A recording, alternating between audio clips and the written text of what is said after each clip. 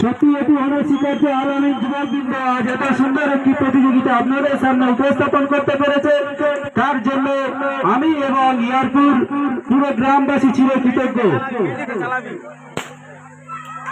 সকলে একটু করে তালে দিয়ে আমাদের বাড়ি প্রদর্শনী অনুষ্ঠানকে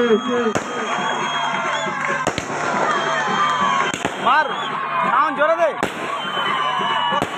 মিউজিকটা একটু জোরে বাজাও।